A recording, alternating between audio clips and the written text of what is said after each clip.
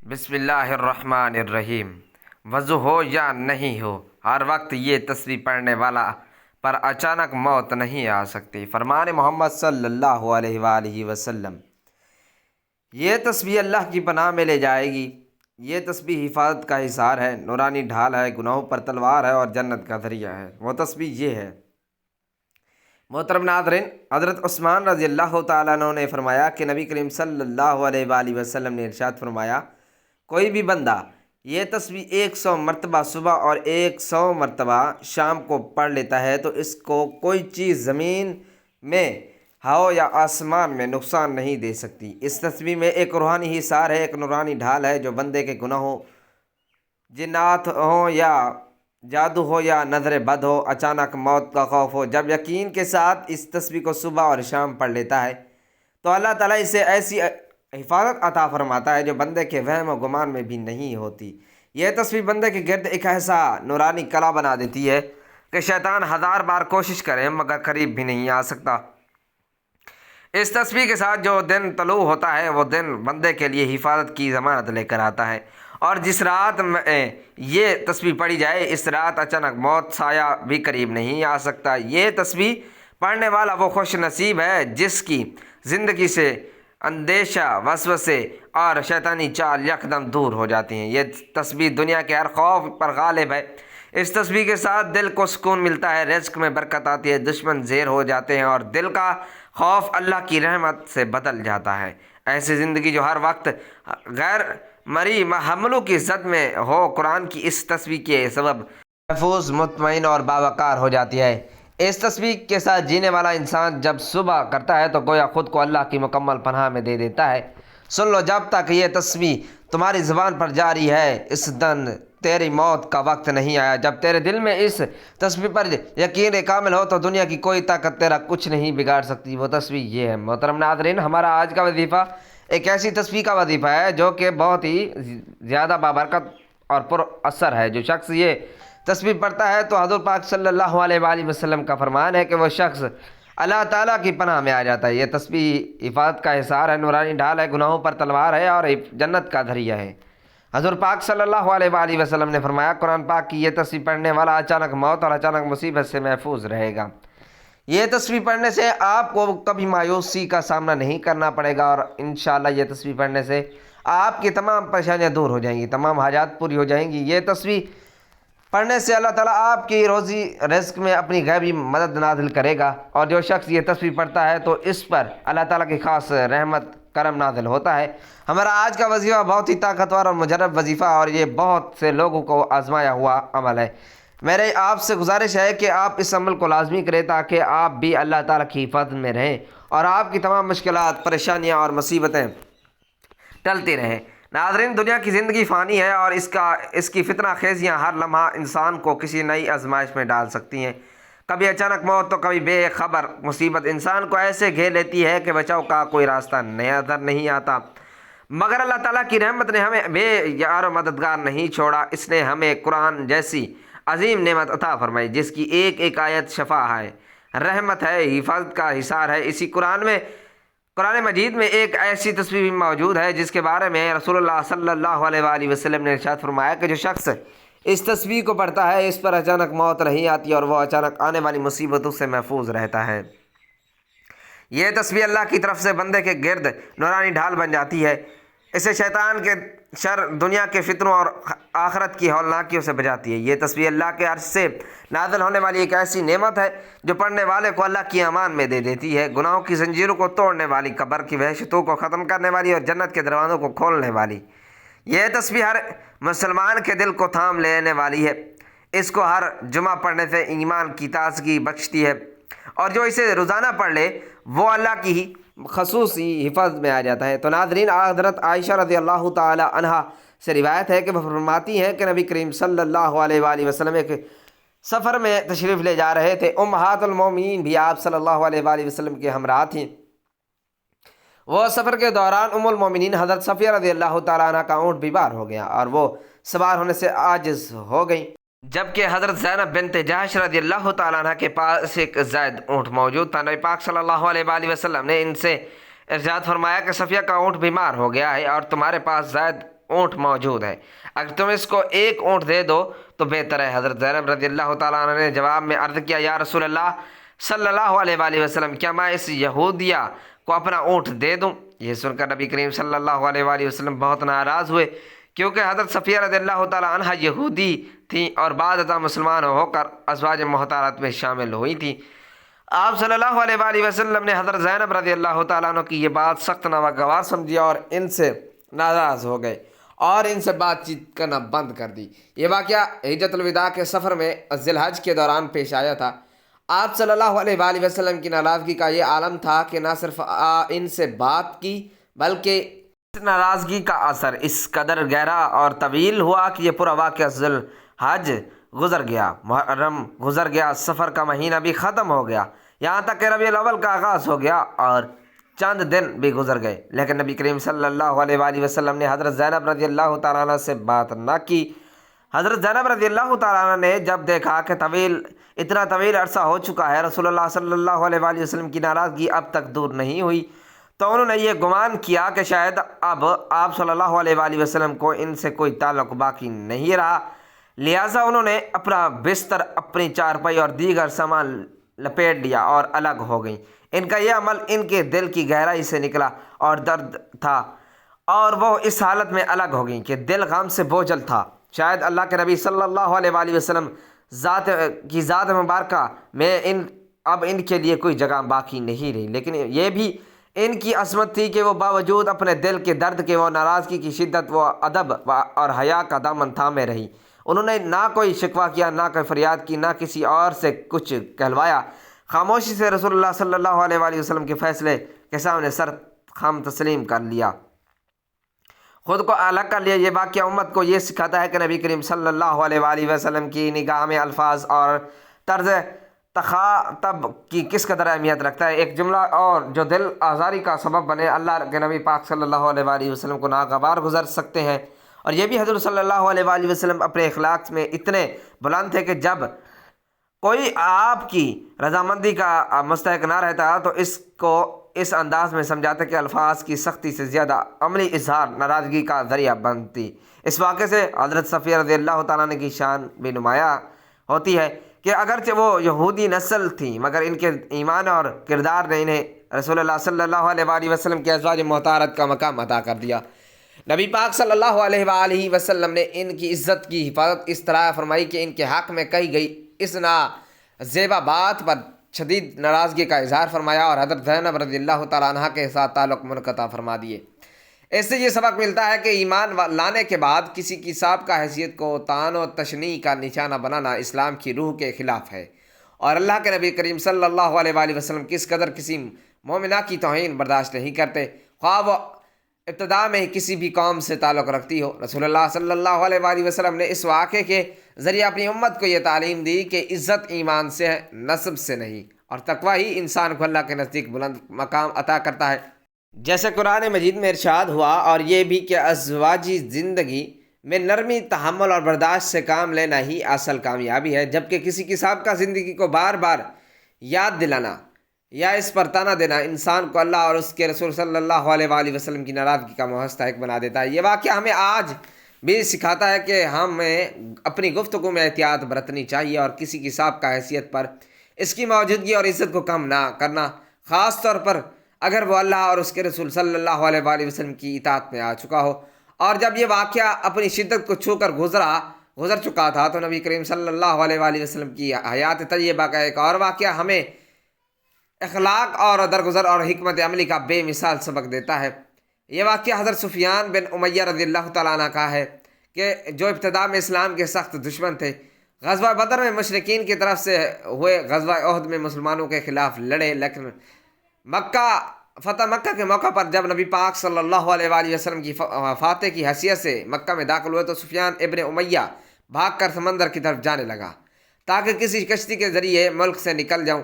حضرت عمیر بن وہاب رضی اللہ تعالیٰ عنہ نے حضرت صلی اللہ علیہ وآلہ وسلم سے سفیان کے لیے امان طلب کی تو آپ صلی اللہ علیہ وآلہ وسلم نے فرمایا کہ وہ واپس آ جائے، ہم اسے امان دیتے ہیں۔ چنانچہ حضرت عمیر رضی اللہ تعالیٰ عنہ سفیان کے پیچھے گئے اور سمندر کے کنارے میں جا کر امان کا پیغام دیا۔ سفیان نے کہا کہ مجھے کیسے یقین ہوا کہ محمد صلی اللہ علیہ وآلہ وسلم مجھے قتل نہیں کریں گے؟ حضرت عمیر نے کہا کہ اللہ تعالیٰ کے نبی پاک صلی اللہ علیہ وآلہ وسلم کا وعدہ کبھی جھوٹا نہیں ہوا۔ بالآخر سفیان واپس مکہ آیا اور کچھ وقت نبی پاک صلی اللہ علیہ وآلہ وسلم کے ساتھ گزارا۔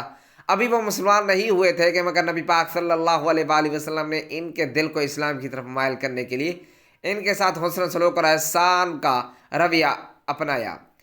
حنین کی غنیمت میں جب بہت سا مال مسلمانوں کے ہاتھ آیا تھا، نبی پاک کریم صلی اللہ علیہ وآلہ وسلم نے سفیان ابن امیہ کو 100 اونٹ عطا فرمائے اور پھر تھوڑا سا وقفہ دے کر مزید 100 اونٹ دے دیے اور پھر ایک بار 100 اونٹ دے کر 300 اونٹ عطا فرمائے۔ سفیان حیرت میں پڑ گئے کہ ایسا احسان تو کوئی بادشاہ بھی نہیں کرتا، یہ تو وہ شخصیت ہے جو سچ میں اللہ کا رسول ہے۔ چنانچہ ان کے دل میں اسلام کی سچائی بیٹھ گئی اور دل سے مسلمان ہو گئے۔ انہوں نے خود کہا کہ مجھے اس وقت اسلام سے زیادہ کسی چیز سے نفرت نہ تھی، مگر اللہ کے رسول صلی اللہ علیہ وآلہ وسلم کی سخاوت اور حسن سلوک نے میرا دل جیت لیا۔ یہ واقعہ نبی کریم صلی اللہ علیہ وآلہ وسلم کے حسن سلوک کی مثال ہے جو دلوں کو تسخیر کر لیتی ہے۔ نبی کریم صلی اللہ علیہ وآلہ وسلم صرف دشمن کو زیر نہیں کرتے تھے بلکہ دلوں کو مسخر کرتے تھے، ان کے دل کی دیواریں گرا دیتے تھے اور محبت سے انہیں اسلام کی روشنی میں لے آتے تھے۔ سفیان ابن امیہ کا دل بدلنا کوئی آسان بات نہیں تھی، مگر جب وہ رسول اللہ صلی اللہ علیہ وآلہ وسلم کے قریب آیا اور ان کے حلیہ، ان کی شفقت اور ان کی وسعت قلبی کو دیکھا تو خود کہنے لگے یہ دین تو سچ ہے اور اس کے نبی کا مقام وہ ہے جو اللہ کے نبی کا ہونا چاہیے۔ اسی طرح اسلام ایک دشمن کے دل میں محبت سے داخل ہوا اور ایک سخت دل انسان نرم دل مومن بن کر رہ گیا۔ یہ واقعہ امت کو یہ سکھاتا ہے کہ صرف زبان سے نہیں بلکہ ایک رویہ سے، اپنے اخلاق اور اپنے عمل سے دلوں کو جیتنا چاہیے۔ اس لیے اگر کسی کے دل میں اسلام کی روشنی ڈالنی ہو تو اسے رسول اللہ صلی اللہ علیہ وآلہ وسلم کی سیرت کے آئینے میں دکھاؤ، کیونکہ یہی وہ راستہ ہے جس سے دشمن دوست بن جاتا ہے، نفرت محبت میں ڈھل جاتی ہے اور کفر ایمان میں بدل جاتا ہے۔ اور جب سفیان بن امیہ رضی اللہ تعالی عنہ کا دل اسلام کی روشنی سے منور ہو چکا تھا تو اس کے کچھ ہی عرصہ بعد ایک اور ایمان افروز واقعہ ہمیں نبی کریم صلی اللہ علیہ وآلہ وسلم کی صبر و استقامت، دل جوئی اور امت کے غم میں ڈوبے ہوئے دل کی جھلک کھاتا ہے۔ وہ واقعہ طائف کا ہے جب رسول اللہ صلی اللہ علیہ وآلہ وسلم اپنے چچا ابو طالب، اپنی زوجہ محترمہ حضرت خدیجہ رضی اللہ تعالیٰ عنہ کی وفات کے بعد مکہ کی سختیوں سے مجبور ہو کر طائف تشریف لے گئے کہ شاید وہاں کے لوگ اسلام کو قبول کرنے اور اللہ کا پیغام سننے کو تیار ہو جائے، لیکن طائف والوں نے آپ صلی اللہ علیہ وآلہ وسلم کے ساتھ بدترین سلوک کیا۔ سرداروں نے صرف انکار کیا بلکہ شہر کے اوباش لڑکوں کو آپ صلی اللہ علیہ وآلہ وسلم کے پیچھے لگا دیا، جنہوں نے آپ صلی اللہ علیہ وآلہ وسلم کو پتھر مارے یہاں تک کہ آپ صلی اللہ علیہ وآلہ وسلم کی نعلین مبارک خون سے بھر گئی، اور حضرت زید بن حارثہ رضی اللہ تعالیٰ عنہ جو آپ صلی اللہ علیہ وآلہ وسلم کے ساتھ تھے، اس کا سر بھی زخمی ہو گیا تھا۔ جب آپ صلی اللہ علیہ وآلہ وسلم اس حال میں شہر سے باہر نکلے تو ایک باغ میں بیٹھ کر اللہ تعالیٰ سے فریاد کی، اے اللہ، میں اپنی بے بسی، اپنی کمزوری اور لوگوں کی نگاہوں میں اپنی بے قدری کی شکایت تجھی سے کرتا ہوں۔ اے ارحم الراحمین، تو میرا رب ہے، اگر تو مجھ سے ناراض رہی تو مجھے کسی کی پرواہ نہیں، لیکن تیری عافیت مجھے زیادہ عزیز ہے۔ نبی کریم صلی اللہ علیہ وآلہ وسلم کی یہ دعا، اس انداز میں فریاد کرنا بنتا ہے کہ ایک نبی کا دل کتنا نرم ہوتا ہے۔ دشمنی کا بدلہ بد دعا سے نہیں لیتے بلکہ دعا سے دیتے ہیں۔ اسی لمحے اللہ تعالیٰ نے آپ صلی اللہ علیہ وآلہ وسلم کے پاس جبرائیل علیہ السلام کو بھیجا اور عرض کیا کہ اگر آپ حکم دیں تو ان پہاڑوں کو جو طائف کے دونوں جانب ہے ان پر ملا دیا جائے اور یہ قوم ہلاک کر دی جائے، لیکن حضور اقدس صلی اللہ علیہ وآلہ وسلم نے جواب میں فرمایا نہیں، بلکہ میں دعا کرتا ہوں کہ اللہ ان کی نسل میں ایک ایسے لوگ پیدا کرے جو اس کے دین کو قبول کریں گے اور ایک دن اللہ کے دین کے سچے علمدار بنیں گے۔ یہ وہ رحم دل نبی کریم صلی اللہ علیہ وآلہ وسلم تھے جنہیں ان کے رب نے رحمت للعالمین بنایا تھا اور جنہیں تکلیف دی گئی، جنہیں پتھر مارے گئے، جن پر ظلم و ستم کیا گیا، لیکن آپ کی زبان سے بد دعا کی بجائے دعا نکلی۔ اور آج دیکھ لو، طائف وہی شہر ہے جہاں قرآن پاک پڑھا جاتا ہے، آواز گونجتی ہے، مسجدیں آباد ہیں اور اسلام اپنی روشنی بکھیر رہا ہے۔ یہ نبی کریم صلی اللہ علیہ وآلہ وسلم کی دعا کی قبولیت ہے۔ دشمنوں کے دل بدل گئے، ان کی نسل مومن بن گئی اور طائف ایمان کا مرکز بن گیا۔ یہ واقعہ ہمیں دکھاتا ہے کہ صبر کی انتہا پر بھی نرمی فتح لاتی ہے، اور یہ جو شخص اللہ کی رضا کے لیے سب کچھ جھیلتا ہے، اللہ اسے دنیا اور آخرت دونوں میں سرفراز کر دیتا ہے۔ حضرت عمر بن خطاب رضی اللہ تعالیٰ عنہ کا اسلام قبول کرنا۔ حضرت عمر رضی اللہ تعالیٰ عنہ قریش کے طاقتور اور بہادر اور سخت مزاج سرداروں میں سے شمار ہوتے تھے۔ ابتدا میں وہ اسلام کی سخت ترین دشمنوں میں سے شامل تھے۔ نبی کریم صلی اللہ علیہ وآلہ وسلم اور مسلمانوں پر ظلم و ستم ڈھانے میں پیش رہتے۔ ایک دن حضرت عمر رضی اللہ تعالیٰ عنہ نے طیش میں آ کر یہ ارادہ کیا کہ محمد صلی اللہ علیہ وآلہ وسلم کو نعوذ باللہ قتل کر دیں گے تاکہ یہ فتنہ ختم ہو جائے۔ تلوار لے کر چل پڑے۔ راستے میں ایک شخص ملا اور اس نے کہا کہ عمر پہلے اپنے گھر کی خبر لو، تمہاری بہن اور بہنوئی مسلمان ہو چکے ہیں۔ یہ سنتے ہی حضرت عمر غصے میں اپنے بہن اور فاطمہ بنت خطاب رضی اللہ تعالیٰ عنہ کے گھر پہنچے۔ وہاں قرآن کی تلاوت ہو رہی تھی۔ جیسے ہی حضرت عمر داخل ہوئے تو بہن اور بہنوئی حضرت سعید بن زید رضی اللہ تعالیٰ عنہ گھبرا گئے اور کاغذ چھپا دیا۔ عمر رضی اللہ تعالیٰ نے ان پر ہاتھ اٹھایا اور مارنا شروع کیا۔ بہن کے چہرے پر چوٹ آئی تو خون بہنے لگا۔ یہ منظر دیکھ کر حضرت عمر کا دل نرم ہو گیا، غصہ ٹھنڈا پڑا اور کہا یہ صحیفہ دکھاؤ جسے تم پڑھ رہی تھے۔ عمر تم ناپاک ہو، پہلے غسل کرو پھر قرآن کو ہاتھ لگاؤ۔ غسل کے بعد حضرت عمر رضی اللہ تعالیٰ نے قرآن کا صحیفہ اٹھایا۔ اس میں سورۃ طٰہٰ کی آیت لکھی ہوئی تھی، اے نبی ہم نے یہ قرآن اس لیے نہیں اتارا کہ آپ مشقت میں پڑ جائیں، یہ تو نصیحت ہے اس کے لیے جو ڈرتا ہے۔ یہ کلام سن کر حضرت عمر رضی اللہ تعالیٰ عنہ کا دل بدل گیا، حرکت طاری ہو گئی۔ فوراً کہہ اٹھے یہ کلام کس انسان کا نہیں ہو سکتا، یہ تو واقعی اللہ کا کلام ہے۔ پھر وہ سیدھا دارالارقم پہنچے جہاں نبی کریم صلی اللہ علیہ وآلہ وسلم صحابہ کو دین سکھا رہے تھے۔ دروازہ کھٹکھٹایا، صحابہ ڈر گئے کیونکہ عمر کا خوف سب کے دلوں میں تھا، لیکن رسول اللہ صلی اللہ علیہ وسلم نے فرمایا دروازہ کھولو، اگر نیک ارادے سے آیا ہے تو خیر، اور اگر برا ارادہ ہے تو ہم اسی کی تلوار سے ختم کر دیں گے۔ حضرت عمر اندر گئے اور کہا یا رسول اللہ میں ایمان لاتا ہوں کہ اللہ ایک ہے اور آپ اللہ کے سچے رسول ہیں۔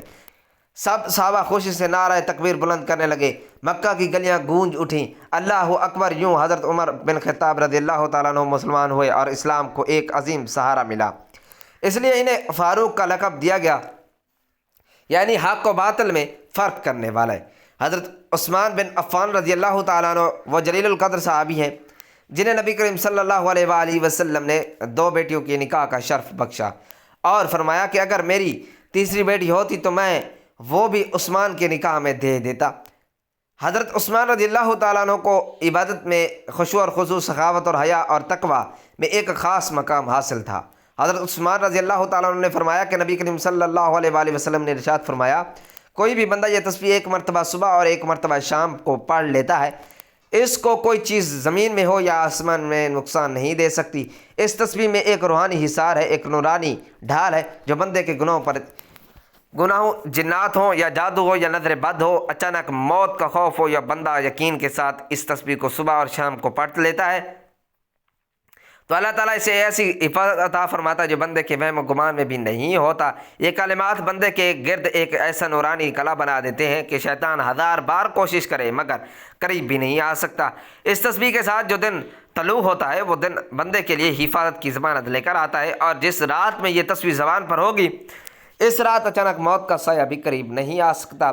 تسبیح پڑھنے والا وہ شخص وہ خوش نصیب ہے جس کی زندگی سے اندیشے، وسوسے اور شیطانی چالیں ایک دم دور ہو جاتی ہیں۔ یہ تسبیح دنیا کی ہر خوف پر غالب ہے، اس کے ساتھ دل کو سکون ملتا ہے، رزق میں برکت آتی ہے، دشمن زیر ہو جاتے ہیں اور دل کا خوف اللہ کی رحمت سے بدل جاتا ہے۔ ایسی زندگی جو ہر وقت غیر حملوں کی زد میں ہو اور وہ اس تسبیح کے سبب محفوظ اور مطمئن اور باوقار ہو جاتی ہے۔ اس تسبیح کے ساتھ جینے والا انسان جب صبح تسبیح کرتا ہے تو گویا خود کو اللہ کی مکمل پناہ میں دے دیتا ہے۔ سن لو، جب تک یہ تسبیح تیری زبان پر جاری ہے اس دن تیری موت کا وقت نہیں آیا، اور جب تیری دل میں اس پر یقین کامل ہوگا تو دنیا کی کوئی طاقت تیرا کچھ نہیں بگاڑ سکتی۔ حضرت عثمان رضی اللہ تعالیٰ عنہ کی زبان پر یہ اکثر یہ دعا جاری رہتی تھی جو رسول اللہ صلی اللہ علیہ وآلہ وسلم نے سکھائی تھی۔ وہ دعا یہ تھی، حضرت عثمان رضی اللہ تعالیٰ عنہ نے فرمایا کہ میں نے نبی کریم صلی اللہ علیہ وآلہ وسلم کو یہ فرماتے ہوئے سنا ہے جو شخص صبح کے وقت 3 مرتبہ اور شام کے وقت 3 مرتبہ یہ دعا پڑھ لے تو اسے کوئی بھی آنے والی مصیبت نقصان نہیں دے سکتی۔ چنانچہ حضرت عثمان رضی اللہ تعالیٰ عنہ نے فرمایا کہ جب سے میں نے یہ سنا کہ کبھی ترک نہیں کی، ایک مرتبہ مدینہ کی اطراف میں دوابا پھیل گئی، اچانک بیمار ہونے لگے، خوف کے سائے پھیل گئے، لیکن جن لوگوں کو یہ دعا یاد تھی وہ اس یقین کامل کے ساتھ صبح شام پڑھتے تھے اور اس آزمائش سے محفوظ رہے۔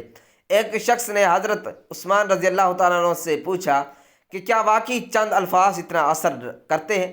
تو حضرت عثمان رضی اللہ تعالیٰ عنہ نے فرمایا یہ الفاظ نہیں ہے، اللہ کا نام ہے، اور اللہ کے نام سے کے ساتھ کوئی چیز زمین میں ہو یا آسمان میں نقصان نہیں دے سکتی۔ یہ صرف دعا نہیں بلکہ ایک روحانی حصار ہے جو بندہ یقین کامل کے ساتھ اللہ کے اس نام کو اور قرآن مجید کی اس صورت کو صبح اور شام کا ساتھی بناتا ہے تو اللہ تعالیٰ اسے ایسی حفاظت عطا فرماتا ہے جو بندے کے وہم و گمان میں بھی نہیں ہوتی۔ حضرت عثمان رضی اللہ تعالیٰ عنہ کا یہ عمل نہ صرف ان کے لیے باعث حفاظت بنا بلکہ امت کے لیے بھی ایک ایسا خزانہ چھوڑ گیا جو قیامت تک محفوظ رہے گا۔ محترم ناظرین، اب ہم وظیفے کی جانب چلتے ہیں، اور وہ کون سی تسبیح ہے جو آپ نے پڑھنی ہے تو میں آپ کو اس ویڈیو میں بتانے لگا ہوں۔ آپ نے سب سے پہلے حضور پاک صلی اللہ علیہ وآلہ وسلم کی ذات اقدس پر درود پاک کا نذرانہ پیش کرنا ہے۔ درود پاک آپ کوئی سا بھی پڑھ سکتے ہیں۔ ایک بار ثواب کی نیت سے میرے ساتھ بھی درود پاک پڑھ لیں۔ اللہم صلی علی محمد وعلی آل محمد کما صلیت علی ابراہیم وعلی آل ابراہیم انک حمید مجید۔ اللہم بارک علی محمد وعلی آل محمد کما بارکت علی ابراہیم وعلی آل ابراہیم انک حمید مجید۔ درود پاک پڑھنے کے بعد آپ نے ایک مرتبہ سورۃ الملک کی تلاوت کرنی ہے۔ سورۃ الملک کی تلاوت کرنے کے بعد آپ نے یہ کلمات پڑھنے ہیں: لا الہ الا اللہ العظیم الحلیم، لا الہ الا اللہ رب العرش العظیم، لا الہ الا اللہ رب السماوات و رب الارض و رب العرش الکریم۔ اللہ کے سوا کوئی خدا نہیں جو بہت بڑا بردبار ہے، اللہ کے علاوہ کوئی خدا نہیں جو بڑے عرش کا رب ہے، اللہ کے علاوہ کوئی خدا نہیں جو آسمانوں کا رب ہے اور زمین کا رب ہے، جو عزت والے عرش کا رب ہے۔ اس دعا کی آپ نے ایک تسبیح پڑھنی ہے اور اس کے بعد آپ نے آخر میں درود پاک پڑھنا ہے۔ درود پاک کے آپ نے اللہ تعالیٰ سے دعا کرنی ہے، انشاءاللہ اس عمل کی برکت سے آپ اللہ تعالیٰ کی حفاظت میں آ جائیں گے، آپ کی تمام پریشانیاں اور مصیبتیں ٹل جائیں گی، اور اس عمل کی برکت سے اللہ تعالیٰ آپ کو حفاظت میں اعلیٰ مقام عطا فرمائے گا انشاءاللہ۔ محترم ناظرین، اگر آپ کو بھی خبیث اثرات کا خوف ہے تو بس اس دعا کو اپنا لیں اور پھر دیکھ لیں اللہ تیرے لیے کتنے بند دروازے کھولتا ہے جنہیں تو نے کبھی سوچا بھی نہ ہوگا۔ یقین رکھیں، بس اللہ کے نام اور اس کی پناہ مانگیں۔ یا اللہ ہمیں دین اسلام سے سچی محبت عطا فرما، ہمارے دلوں کو نورانیت سے بھر دے، ہمیں ہر خبیث، ہر وسوسے اور ہر خوف سے اپنی حفاظت فرما لے، ہماری صبح ہماری شام میں اپنے ذکر سے روشن فرما، اور ہمیں اس کلمے کی برکت سے دنیا و آخرت میں سلامتی عطا فرما۔ آمین یا رب العالمین۔ جزاک اللہ خیرا کثیرا۔